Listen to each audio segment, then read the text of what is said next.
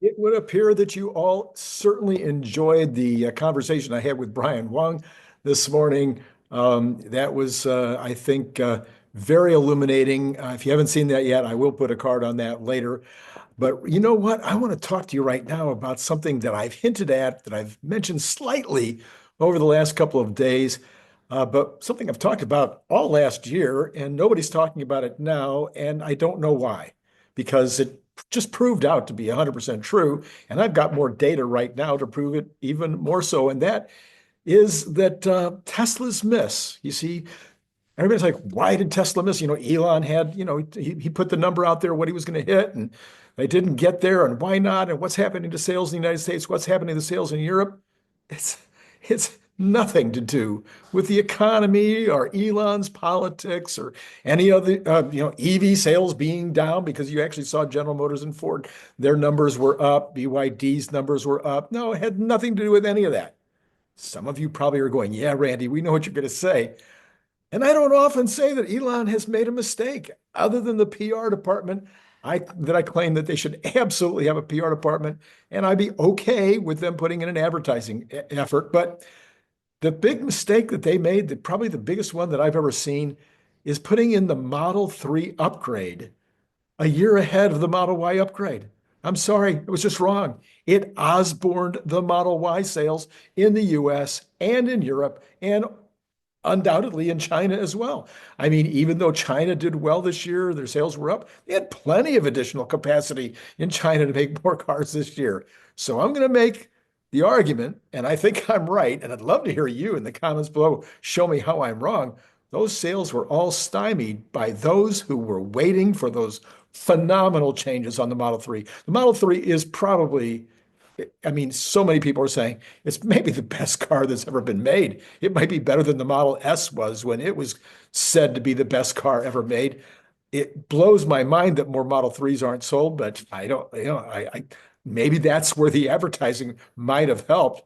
But anyway, people want the stuff that is in the new Model Y. Anyway, the other thing is, I also said this, is that the Cybertruck is a choice. It is something that Model Y buyers are dealing with. Do I want a Model Y? Do I want a Cybertruck? So many people say to me, some of my co-hosts say, Randy, no, that's not the same market. Those are two different markets. I'm sorry. I'm going to prove it again that there are plenty of people that are trying to make that choice because it's just true. Let me know in the comments below. Is that a choice for you, a Model Y or a Cybertruck? Remember, people are not buying the Cybertruck in order to build homes or to take it out in the dirt. They're buying Cybertruck as a statement. They're buying Cybertruck because it's the coolest car ever. And also, in many people's thinking, it, like the Model 3, would be considered to be one of the two best cars you can buy on the road today. Anyway, if you follow me in X, you know that I run a lot of polls. It might be the sociologist in me. My major was psych, for those of you who follow the channel, but I chose it because I could finish my degree faster with psych than I could have with sociology. I love sociology. I love social psych. I love anthropology. It might be the statistics, but really, I think I'm just fascinated by human behavior. Anyway, the numbers are so small on my polls, and the audience is not statistically well designed. But they're usually more just for fun than they are for gaining great knowledge about the things I'm asking, but they are interesting. But this one is weird, and I want you to pay close attention to this. First, I asked, if you currently own a Model Y, are you going to upgrade to Juniper? Because I've been hearing a lot of that. I've been hearing a lot of people saying they're going to upgrade to Juniper. Well, my first of the answers, the first answer was 100% yes. 24.6% of the people who answered the poll said they were going to upgrade to Juniper, as opposed to 50% who said no immediate plans at all. So you're looking at 24.6 that are 100% certain. 24% of the Model Y owners. If you take that just for the United States, but if you take it worldwide, if 25% roughly of all current Model Y owners switch to a Model Y Juniper, that's going to create a lot of sales. And then you've got the probably, that was my next line was, well, are you probably going to switch? 12.5% more are probably going to switch. So now you've got 37.5 that are, either going to or probably going to. And then here was my other line. It depends on the Cybertruck. Okay. This is my proof line. Okay.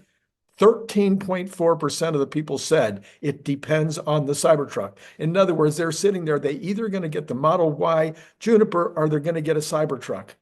They're between the two. They haven't decided yet. They're waiting for the Cybertruck price to come down, probably waiting for the single motor drive or, however that's going to work.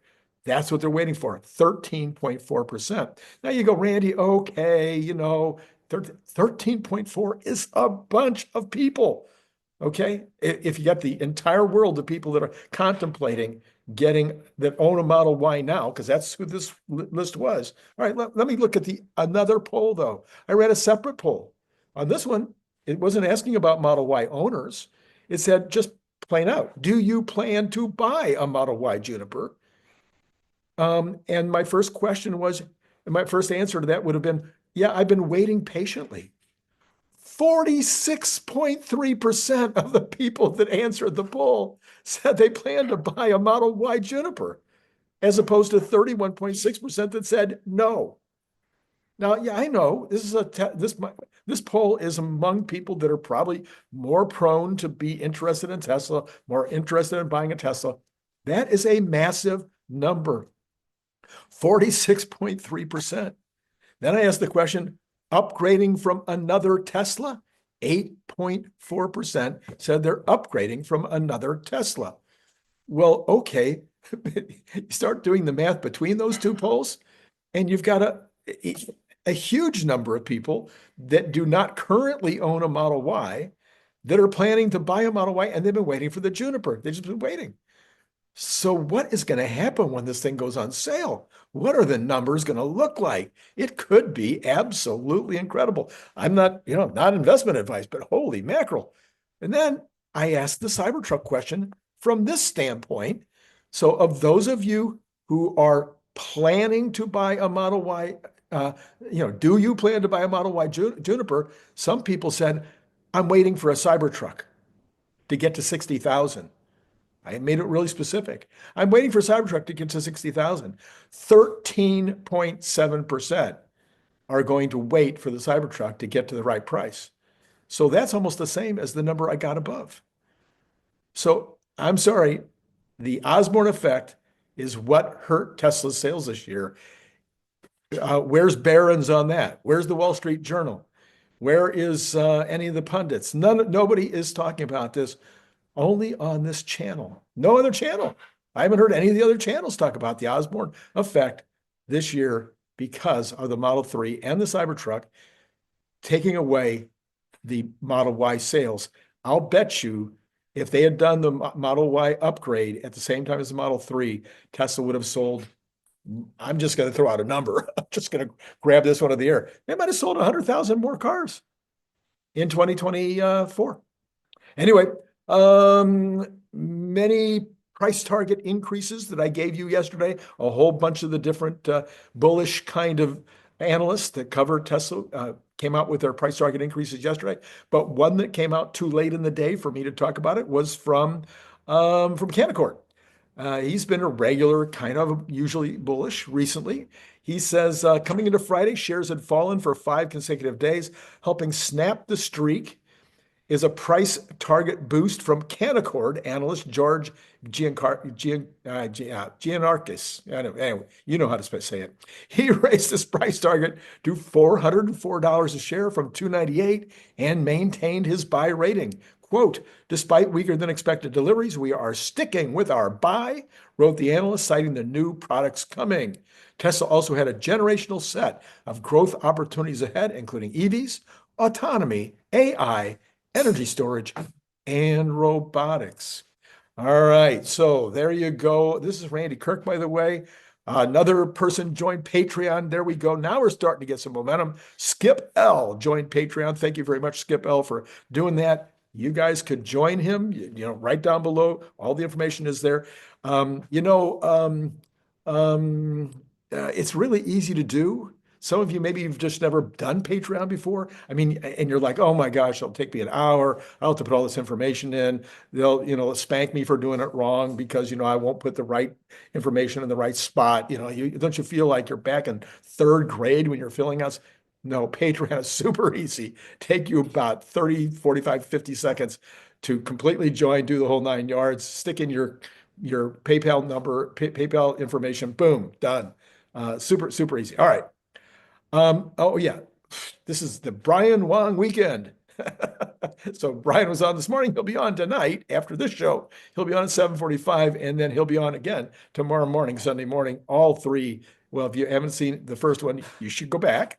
And if you haven't, and obviously you haven't seen the next two, I will put a card up for the first one, and you need to hit subscribe and notify if you want to be reminded about the other ones, because he's gonna talk about the All In podcast tonight. That was a lot of fun. And then he's going to do some stuff on UFOs and, conspiracy theories and yeah, but it's relevant to what we're doing here. So that'll be on Sunday morning. All right, let me talk to you about housing next. You know that I have a fair amount of history and knowledge about housing. I've ghostwritten two books on housing and had multiple very, very highfalutin clients over the last 16 years in the housing business. Some on the buy side, some on the sell side, some on the mortgage side. So let me talk to you about what's going on in housing right now, because it might be important to you. It's important for the overall economy. It's something to keep in mind, because it's a big, big, big piece of the economy. You're probably reading some headlines. If you see a lot of news, you're probably seeing a few headlines over the last few days that say that inventories are up and that prices are modifying somewhat. And I agree with both of those. Of course, it's normal in the winter. This is the winter, and this is the off season. So you would say, oh, well, yeah, it's normal for prices to modify and for sales to come down a bit, inventories to be more available. Yes, that's true. But we also are seeing that rents are down. Because why? Because so many more units came online in 2024. And because they built a whole bunch in 2023 and early 24, now they're not building so many of those, and they're starting to move the money more into residential. You got to think of the housing market, if you don't already do this, you need to think of it as one big market. You might thinking, okay, single family dwellings, and then you got condos and townhouses, and then you got apartments, and sometimes you can buy the apartments, and all these different kinds of ways and things that you can do. No, it's one big giant housing market. There's a tremendous amount of fluidity between all of those markets. One of them getting lots of, if the rents go down, then people are more likely to stay in their rentals. It just makes sense, right? And it doesn't take much. $100 a month, $200 a month, it can make a big difference in the decision to buy or not to buy.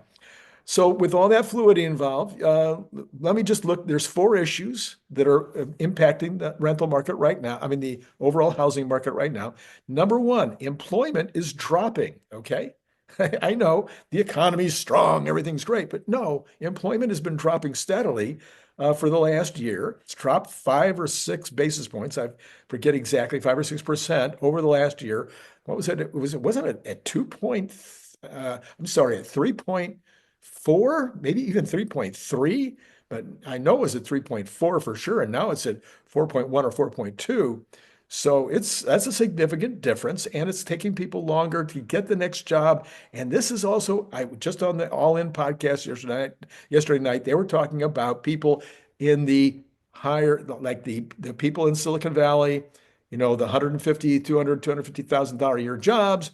They're having trouble finding something equivalent when they're leaving for whatever reason from the company that they were with. They're not finding something equivalent, so they're having to take less, or they're just not working right now.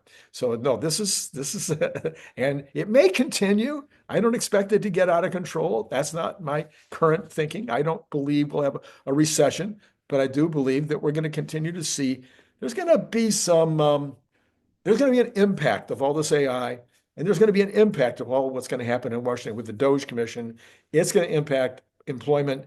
It's going to mean there's going to be a lot of job switching and a lot of people that are going to be a little unclear about what to do next. So, but for right now, for the market as it is exactly right now and for the next couple of months, the fact that employment is dropping is impacting home sales. All right. So, number two, mortgage interest rates were coming down, but then they reversed and went back up. And while they're still right around 7%, which is not historically very high, it's way higher than what people are used to. And so it's keeping a lot of people from going out to the market.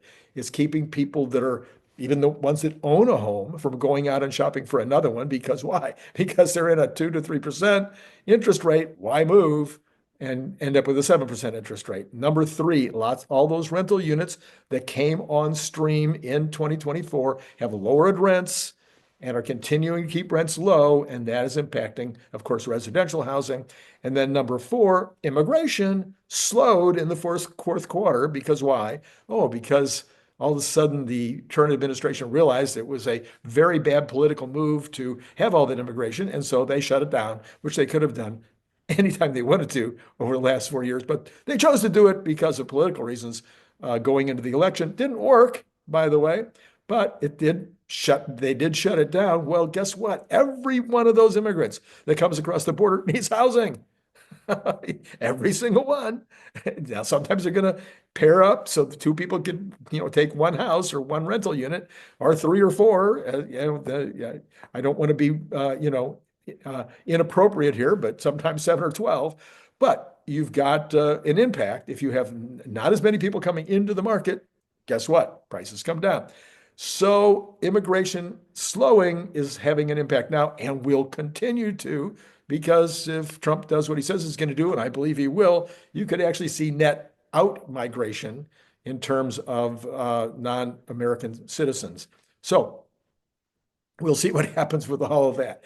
So, what are my last thoughts for the day? I think it's going to be an interesting year. The AI thing, the robotics thing, I mean, it's just holy mackerel. We're in space. We will talk about that tomorrow morning with Brian Wang on Sunday morning. He's also talk a little bit about what's going on with SpaceX. It is phenomenal, and you probably don't really know just how phenomenal it is. Anyway, so Brian Wang card right here for this morning. Hit subscribe, notify all that for tonight and for tomorrow morning. Tomorrow night, of course, I will have the regular Monday morning experience where we talk about what's going to be happening during that next week. And I will also have a Sunday night show at 7:45. I know I wasn't doing that, but I'm starting again. That is apparently a great time for many of you to watch this program, this channel. All right. I think that's all I've got for you. Oh, yeah. You could buy Cybertruck bottle openers. Did you know that all of a sudden I'm still selling those in January? I don't know exactly. I think they're great year round. I mean, they're great for you. You don't need to give it to anybody. Buy one for yourself, for goodness sakes. They're really fun. And, you've got your plane and your boat. You need one on each of those. You're going to need one for your mobile home. You're going to need one for the pools, poolside. So make sure you get 4 or 5 just for yourself. And then, your kids would probably like to have one. Your grandkids, are you kidding me? Grandkids think they're really cool. All right. That's all I got. It's been great talking to you.